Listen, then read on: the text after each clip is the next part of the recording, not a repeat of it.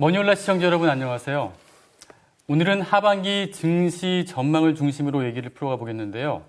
여러분들이 너무 좋아하시는 분이시죠. 박세익 전문의 모셨습니다. 안녕하세요. 어서 오십시오. 안녕하세요. 네. 네.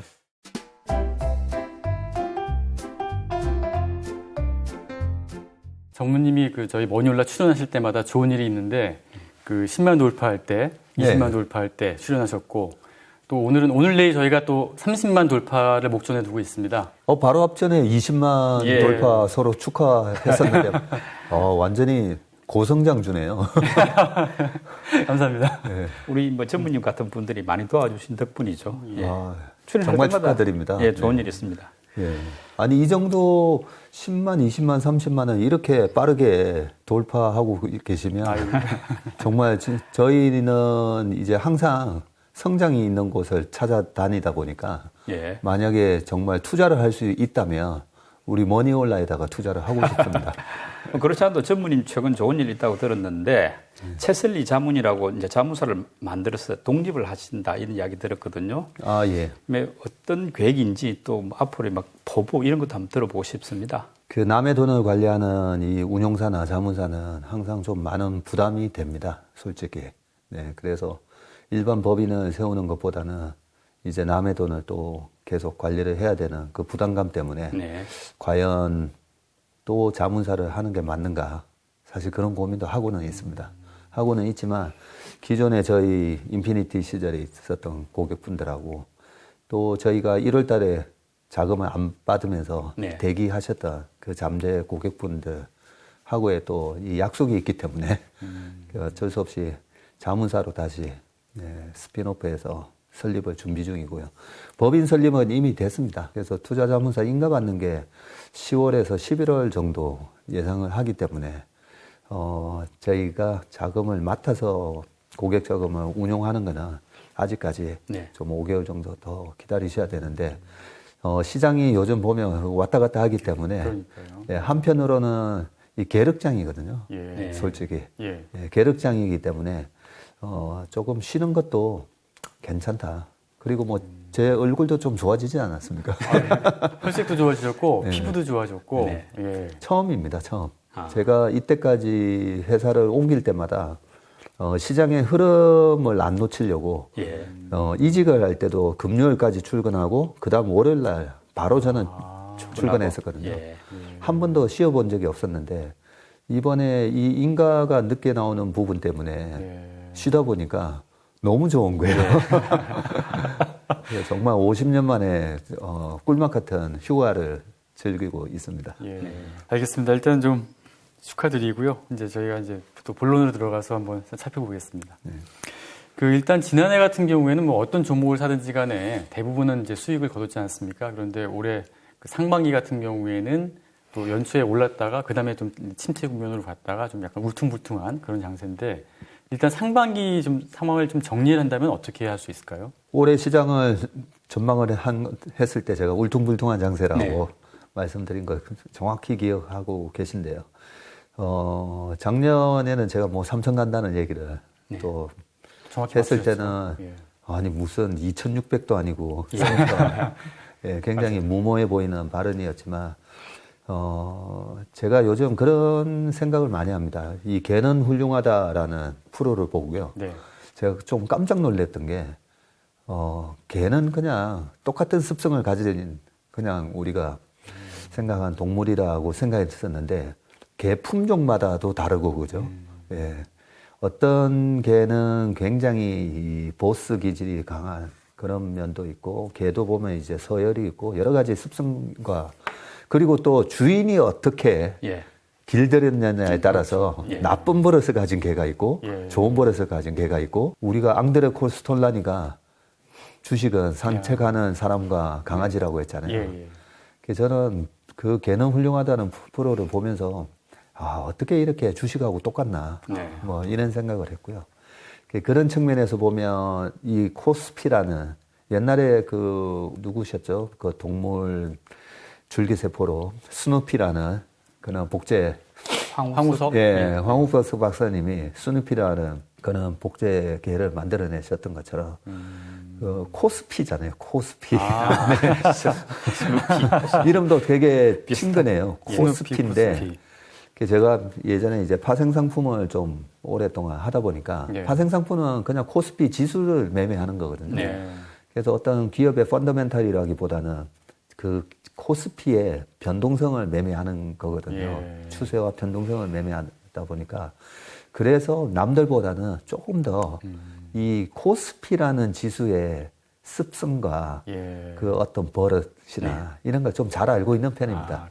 그 우리나라 코스피라는 강아지는 우리나라의 이 경제 구조상 내수가 너무 취약하잖아요. 그래도 최소한 뭐 한 9천만 이상 돼야 이 내수로 좀 버틸 수가 있는데 5,200만 인구다 보니까 굉장히 내수가 취약합니다. 그렇다고 해서 뭐 우리가 기름이 나는 것도 아니고 그죠? 어떤 부가 증가를 하려면 수입과 수출의 그 차이, 경상수지 흑자가 나느냐 적자가 나느냐에 따라서 우리나라의 부가 늘어나고 뭐 이런 구조다 보니까 굉장히 수출에 민감하다 보니까 이 세계 경기라는 그런 거에 굉장히 민감한 강아지예요. 그죠? 맞아요. 그 민감한 강아지가 조금만 세계 경기가 왔다 갔다 한다든지 아니면 이 주식 시장에 영향을 미치는 세계 유동성. 이 유동성에 조금만 변화가 생기면 굉장히 촐싹거립니다. 그나마 다행히 그동안에 우리가 열심히 저희 아버지 세대부터 일해서 엄청난 금융자산이 지금 축적이 됐잖아요. 그러다 보니까 과거처럼 지금 외국인이 이렇게 때렸잖아요. 그러면 아마 또 2,700 갔을 거예요. 2,700 갔을 건데 지금은 엄청나게 누적된 이 금융자산이 그런 외인 매물을 또 다 받아내고 있잖아요. 그래서 작년에 우리나라 개인이 한 63조 사오고 올해 들어와서도 한 또 50조로 사버렸죠. 그렇게 받아내는데 우리나라 개인들의 금융자산이 3,800조잖아요. 그런 상황에서 일단 상반기까지 지금 3,260 와 있는 이 지수대에서 되돌아보면 우리 정말 동학개미라고 불리는 우리 개인 투자가분들 너무 잘하셨다라고 박수 쳐드리고 싶고 거기에 우리 KBS 모닝올라 같은 이런 유튜브 채널이 제가 최근에 좀 곰곰이 생각을 해봤어요. 아니 미국에는 독일에는 일본에는 지금 이런 경제 지식 플랫폼이 있나? 없어요. 이렇게 깊게 뭐 1시간이 됐든 1시간 반이 됐든 이 어려운 경제 얘기를 페드가 어떻게 작동을 하고 있고 이런 걸 우리나라 지금 한 100만 명이 그런 아주 고급 경제 지식을 빠른 시간에 이렇게 습득을 하고 계시잖아요.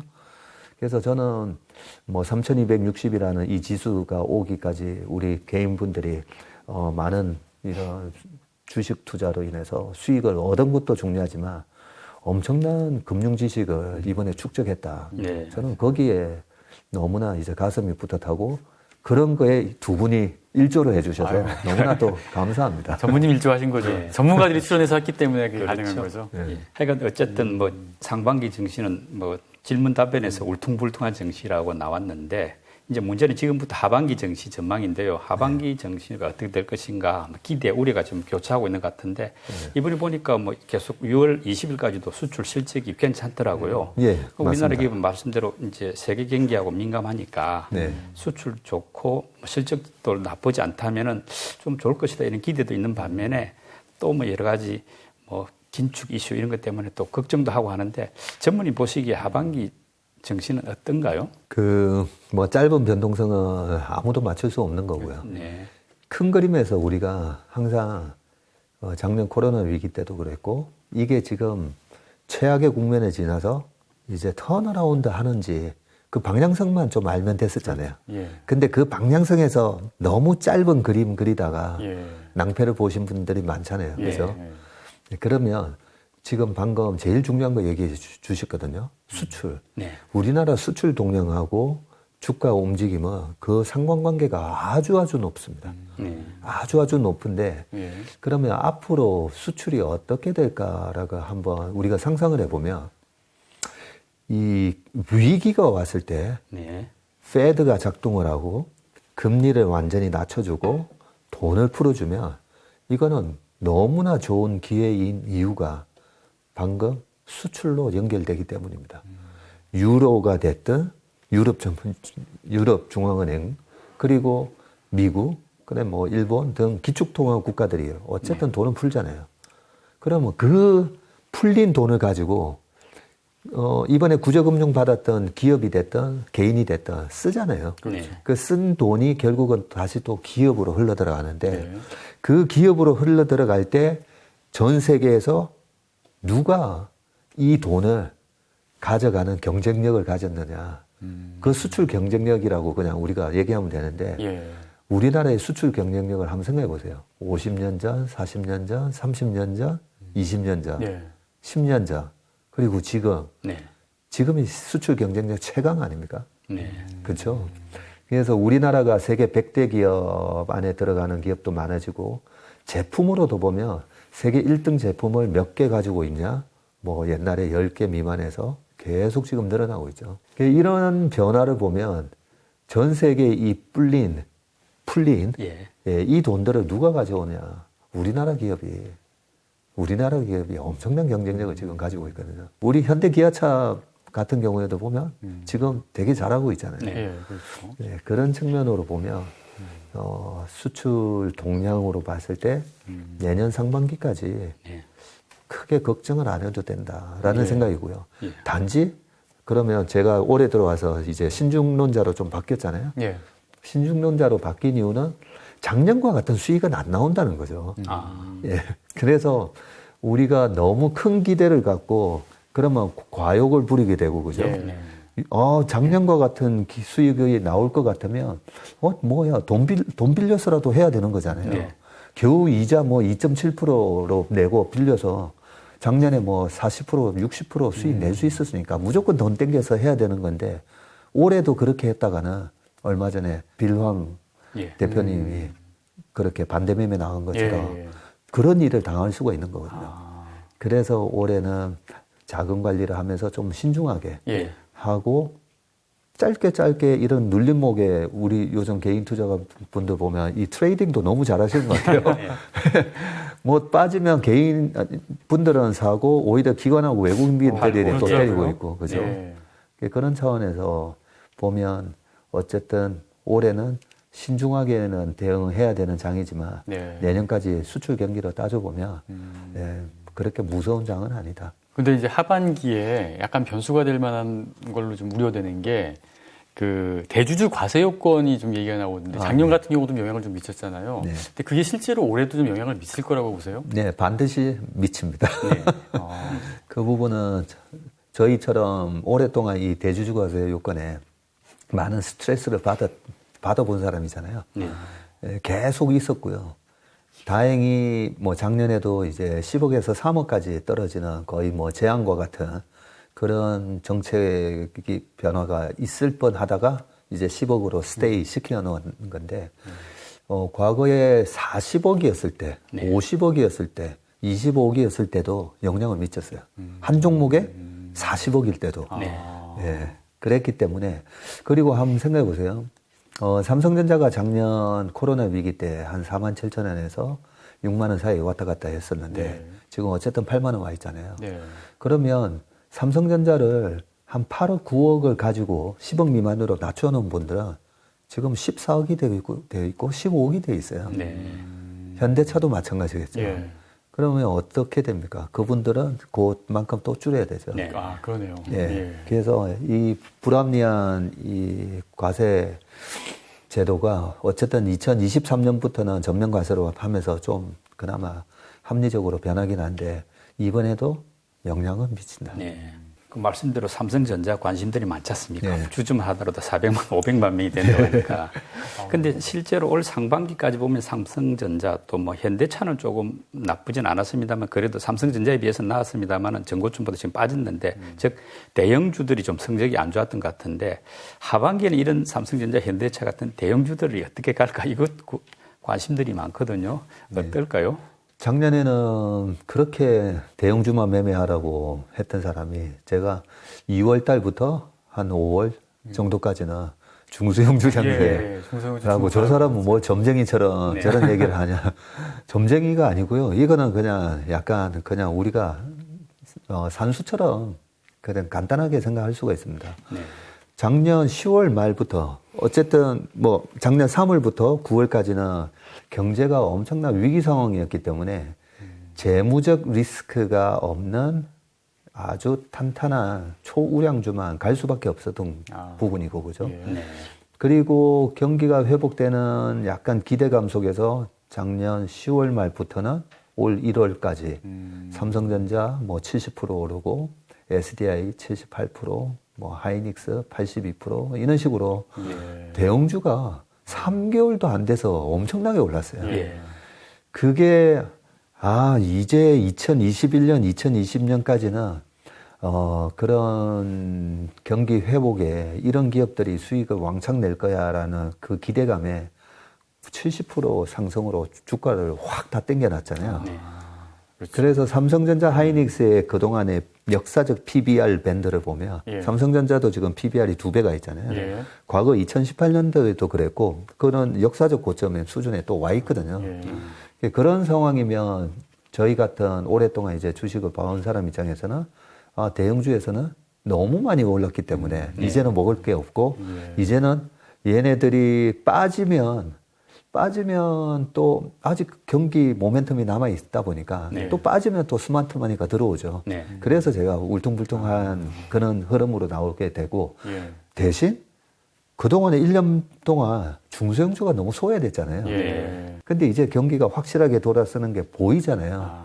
그러면 재무적 어떤 레버리지라든지 그런 부분이 있는 중소형주를 해볼 만하죠. 예. 그래서 중소형주들이 최근에 막 올라왔던 부분이고 그런데 최근에 보면 뭐 삼성전자를 단적인 예로 96,000원에서 지금 8만 원이 됐잖아요. 예. 8만 원이 깨지면 너무 매력적이죠. 예. 예, 왜 이게 매력적이냐면 바닥이 79,000원인지 8,000원인지 이거는 아무도 모르는 건데 네. 그죠? 근데 떨어지면 떨어질수록 이제는 하락 리스크가 점점 더 줄어들게 되고 그렇게 되면 얼마 전에 뭐 현대모비스 같은 경우에도 고점 대비 마이너스 35% 빠졌다가 지금 반등 들어가거든요.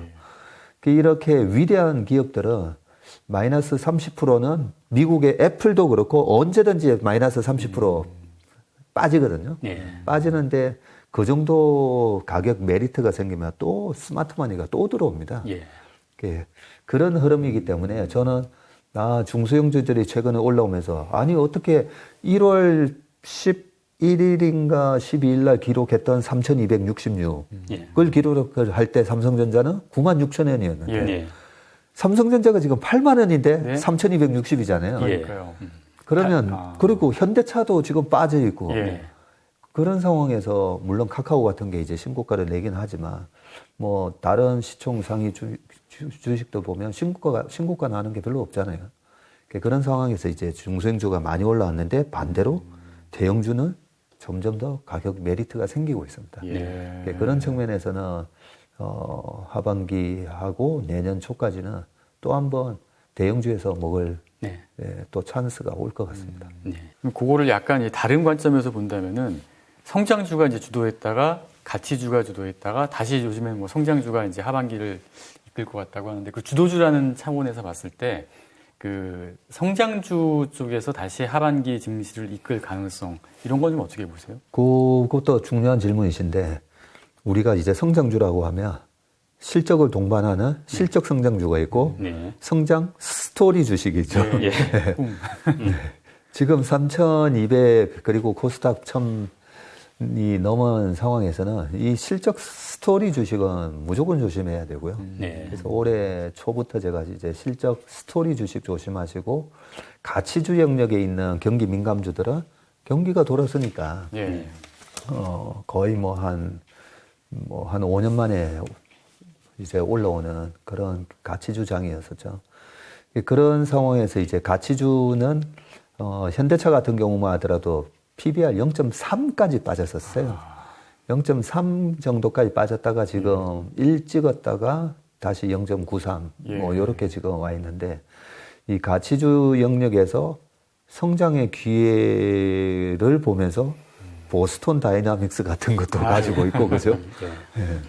그런 걸 보다 보니까 이게 가치주야 아니면 성장주야 이런 약간 변곡점이 있어요. 네. 네. 전기차라는 걸 또 이제 잘 만들어내고 하면 예, 그런 차원에서 우리가 꼭 뭐 가치주냐 성장주냐 이제 따지기보다는 이 내가 투자하는 기업이 정말 실적을 동반하는 성장을 하느냐 예, 그걸 보는 게 중요하고요. 네. 그런 차원에서 실적이 동반되면 과거에 2004, 5, 6, 7, 8 그때는 이제 중국 고성장과 그렇죠. 네. 함께 인프라 사이클이었잖아요. 네. 그때 동양제철화학이라고 지금은 OCI로 바뀌. 네. 그 동양제철화학이 PBR 0.4 가치주였다가 예. 폴리실리콘을 생산하면서 엄청난 성장주의 대표 주자가 됐죠. 네. 네, 그렇게 가치주였다가도 성장주로 변하기도 하거든요. 예. 그런 측면에서는 지금 하반기가 성장주가 된다, 가치주가 된다라기보다는 점점 더 이제 선별화 될 거고요. 뭐 테슬라가 최고의 성장주인데 어떻게 보면 경쟁자가 많아지면서 굉장한 성장주였다가 가치주 영역으로 떨어질 수도 있거든요. 네. 네, 그래서 이 기업은 무조건 성장주 카테고리에 딱 묶어서 이런 고정관념을 갖기보다는 언제 또 가치주에서 성장주로 변하는 기업은 뭔지. 그래서 실제로 10배 나는 주식은 예. 가치주라고 생각했는데 성장 모멘텀이 붙을 때 네. 10배가 나거든요. 예. 조금 전에 말씀드렸던 예. OCI처럼. 심루타 기업. 예, 심루타 기업이 나오는 겁니다. 예. 그런 차원으로 우리가 보면 되는데 그런 것들이 잘 맞아 떨어지면 주가는 어느 정도 탄탄하게 좀 내년까지는 지속될 것 같습니다. 네. 지금 말씀 중에 이제 실적 성장주가 말하자면 좋다. 거기에 주목하라 이런 뜻으로 이야기를 했는데 지금 좀 구체적으로 봐가지고 요즘 카카오, 네이버 주가들이 최근에 좋았지 않습니까? 네. 이 기업 성장주의 대표인데 실적이 그렇게 썩 좋은지는 제가 판단이 잘 안 되거든요. 네. 그래도 이렇게 많이 올라가는 것도 전문인이 보시기에는 실적 성장주로 보시는지 그거 네. 하고 또 얼마나 더 갈지 이거 한번 질문드리고 싶습니다. 어떻게 제가 얘기하고 싶은 걸 다 질문해 주셨는데 카카오가 지금 이제 시총 70조가 됐거든요. 예. 제가 3월 말인가 3월 말이었네요. 저희 이제 친척 부고가 있어가지고 그 상가에 갔다가 군대 휴가 나온 제 조카한테 그랬잖아요. 카카오나 사라고. 예. 아, 맞다. 이때 봤습니다. 예. 왜 삼성전자가 아니고 카카오나 사라고 했냐면 지금 카카오가 성장 스토리 주식인지 정말 실적을 동반하는 주식인지 예. 분기 실적을 보시면 어마어마한 성장주예요. 예. 그런가요? 예. 영업이익도 700억에서 2천억이 됐다가 2천억이 4,300억이 됐다가 그리고 올해 지금 9천억, 7,600억 정도. 네. 지금 4년 동안 영업이익이 이렇게 성장을 하는 기업이 어디 있어요? 네, 그렇기 때문에 이런 기업은 도대체 언제 주가가 멈출지 모르거든요. 네. 그렇기 때문에 이제 저희 조카한테 카카오나 사라고 얘기를 했던 건데 네. 지금은 이제 PBR이 이제 10배가 됐기 때문에 조금 예. 부담스러운 수준입니다. 예. 뭐 지금도 뭐 사실하는 얘기는 못 하겠고요. 왜냐하면 4월, 5월, 6월 4, 5, 6 지금 3개월 만에 60%가 올랐더라고요. 예. 그래서 바로 우리가 1월 초까지 대형주가 3개월 만에 한 70% 오르니까 쉬잖아요. 네. 그래서 지금부터는 또 약간 이제 좀 쉴 것 같기도 한데 방금 질문해 주셨던 것처럼 그러면 네이버의 이제 분기랑 연간 영업이익을 보시면 카카오 같은 이런 성장은 안 나오죠. 네. 예, 우리가 네이버의 전자상거래의 파워라든지 최근에 여러 가지 메타버스에 또 그런 새로운 영역에서도 하고 웹툰이라든지 여러 가지 성장 산업이 있지만 실질적으로 보면 스토리는 되게 좋은데 네. 바로 이익에 꽂히는 거는 조금 약하거든요. 예. 그게 바로 네이버와 카카오의 최근에 카카오가 네이버 시총을 이제 네. 돌파했다. 그게 정확하게 실적 차이 때문에.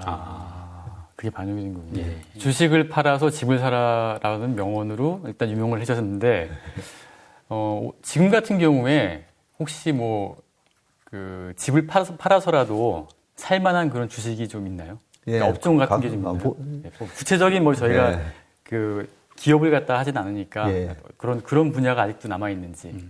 아직도 이 시장이 되는 장인지 안 되는 장인지는 저희 같이 이제 좀 오래 한 사람이 새로운 신규 자금을 받았을 때, 살 주식이 없을 때 장이 끝나거든요. 예. 근데 지금도 사서 뭐 내년 연말까지 가지고 계시면 한 50%는 날 것 같습니다. 그런 주식들이 있어요. 예. 예. 50%면 엄청난 수익이죠. 엄청난 수익이잖아요. 예. 그런 주식은 있기 때문에 그럴 때 제가 드는 마음은 어떤 마음이 드냐면 집 팔아서 사고 싶어요. 네. 그래서 이 정부에서 집을 팔기 좀 용이하게 만들어 놓으시면 네. 집을 정말 팔겠어요. 저는. 네. 정말 팔고 사고 싶은 주식들이 좀 있는데 그 부동산에 관한 얘기는 다시 한번 요약을 해드리면 네. 우리가 내가 살 집을 사기 위해서 주식 투자를 하는 거다라고 저는 생각합니다. 예. 그래서 작년에 너무나 좋은 기회가 왔기 때문에 예. 거의 뭐 60%, 100% 수익 날 수 있는 그런 장이었기 때문에 네. 작년에 과감하게 주식 투자를 해서 올해 연말에 집 사라고 말씀드렸던 거고 예. 그리고 집을 또 사놓다 보면요. 예. 주식은 아까 강아지라 했잖아요. 예. 이 코스피라는 이 강아지는 보시면 2600 갔다가 1400 갔다 왔어요. 예. 네. 지금 3200인데 이 코스피가 또 2500 안 갈 것 같습니까? 저는 코스피는 2, 3년 안에 또 2500을 깰 수도 또 있다라고 생각합니다. 네. 그렇기 때문에 어떻게 그러면 주식으로 번 돈을 내가 지켜야지. 지키는 게 또 중요하잖아요. 그렇죠. 그거는 저희 같은 전문가들도 정확하게 이제 시장이 빠질까 해가지고 또 딱 이렇게 그렇게 안 됩니다. 네. 그렇게 됐으면 제가 지금 거의 뭐 워런 버핏이나 빌 게이츠 예. 정도 돼 있겠죠. 그래서 그걸 정확하게 알 수가 없기 때문에 네. 주식으로 번 돈은 이제 땅에 묻으라고 말씀드렸던 건데 지금 상황에서 그러면 박 전무가 아니 지금도 집 팔아서 사고 싶은 그런 주식이 있다는데 보면 부동산 굉장히 좋은 부동산 같은 주식이 보여요. 네. 작년에는 제가 그 카카오가 홍대 앞에 예. 있는 건물과 같다 했잖아요. 예. 막 핫플레이스가 되는 홍대 앞에 건물을 사고 싶은데 그런 게 이제 카카오였다면 예. 지금은 명동에 있는 건물 같은 주식인데 명동이 우리가 20년 전, 30년 전, 40년 전에도 보면 명동에 어디가 평당 얼마로 가장 전국 1등. 예, 전국 1등이죠. 근데 지금도 그렇더라고요. 예, 보니까. 예. 그렇다면 지금 명동 가보시면 횡하거든요. 네. 횡합니다, 지금은. 중국 사람들이 막 예, 못 요커들이 온다니까. 못 오시다 보니까 지금은 문 닫는 가게도 많고 한데 그런 식으로 중국 모멘텀도 받을 수가 있고 여전히 우리나라의 노란자 같은 땅인데 명동은 희소성이 있잖아요. 예. 그 자리밖에 없잖아요. 그런 기업인데 여전히 지금 사놓으면 안정적인 그런 임대 수익을 얻을 만한 그런 기업들이 네. 지금은 어떤 우리나라에서 독과점적인 지위를 가졌는데 네. 배당을 뭐 4% 이상 주는 아. 네. 그런 고배당 주식이 저는 예. 그런 명동에 지금은 약간 횡해서 주가가 빠져 있지만 예. 네. 언제든지 다시 1등의 자리로 올랐을 수 있는 그런 부동산 건물처럼 보이거든요. 예. 저희가 뭐 구체적인 종목을 이야기할 수는 없고 그래도 전문이 말하자면 명동과 비견되는 명품 주식 업종은 주로 어느 쪽을 보고 계십니까? 예. 이게 어떤 거냐면 독과점적인 희소성이 있다 했잖아요. 명동이라는 자리가. 예. 사실 보면 그 요커들이 왔을 때 우리가 프랑스를 여행 간다고 하면 어디 가겠습니까? 파리 가죠. 당연히 예. 파리 가고 에펠탑 보러 에펠탑 가겠죠. 보러 가죠. 예. 그죠? 예. 거기 보고 나서 베르사유 궁전을 보러 가든지 그렇죠. 예. 그런 것처럼 BTS가 우리나라의 위상을 또 올려줬잖아요. 네. 그리고 우리나라의 기업들이 삼성과 같은 기업이 또 우리나라의 위상을 올려주면서 여행이 자유가 되면 많은 요커들이 우리나라를 찾아올 거잖아요. 아. 왔을 때 또 어디로 가겠습니까? 어디로 명동을 가겠죠. 네. 예, 그런 것처럼 독과점성이 있는 그런 기업 방법을 생각해 보면 그러면 우리나라의 정부가 규제로 딱 이렇게 진입장벽을 만들어 놓은 게 그런 게 이제 뭐 카지노에다가 네. 그다음에 그 뭐 담배라든지 예. 뭐 그런 것들이 수가 있잖아요. 네. 그 주무님 지금 공포감이 클 때가 오히려 돈 벌 기회다 이런 말씀을 하셨는데 지금이 어떤 그런 말씀을 좀 활용할 수 있는 그런 상황으로 봐도 됩니까? 그 공포감만큼 예. 돈 벌기 좋은 게 없습니다. 네. 그 공포감을 어떻게 우리가 머릿속에 예. 기억을 하시면 되냐면